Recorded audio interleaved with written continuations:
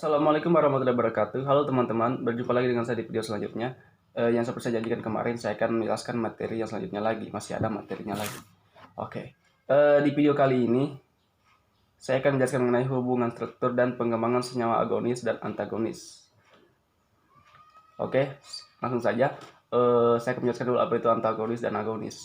Agonis adalah sebuah obat yang memiliki afinitas terhadap reseptor tertentu dan menyebabkan perubahan dalam reseptor menghasilkan efek dia mati.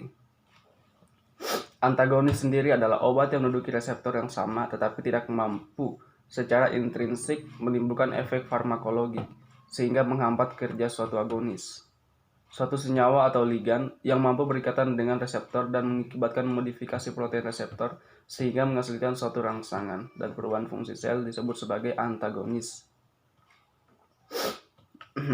Oke, saya akan jelaskan mengenai dari kombinasi obatnya. Kombinasi obat kemungkinan melibatkan campuran dua atau lebih obat dalam satu formulasi. Penggunaan dua obat dalam formulasi yang berbeda dan diminum bersama-sama, atau penggunaan dua obat diminum dalam waktu yang berbeda tetapi kemudian berada bersama-sama dalam darah. Kombinasi obat memungkinkan juga dapat meningkatkan aktivitas obat, yaitu efek potensiasi, yaitu dengan cara meningkatkan ketersediaan farmasetik, meningkatkan ketersediaan biologis dan proteksi terhadap proses bionaktivasi, menurunkan ekskresi obat, meningkatkan proses bioaktivasi. Oke, dan selanjutnya yang kedua, kombinasi obat menjadi tidak rasional dan tidak diinginkan.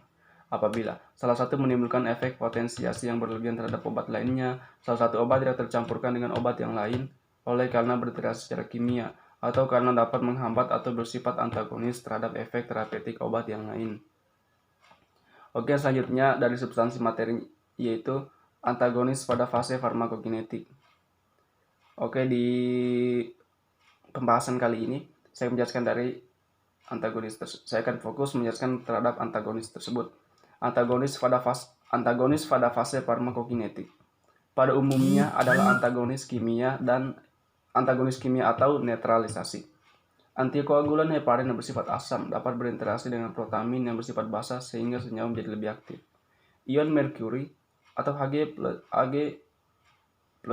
dapat membentuk kelat yang monotoksik dan mudah larut dalam air dengan dimercaprol sehingga menjadi tidak aktif.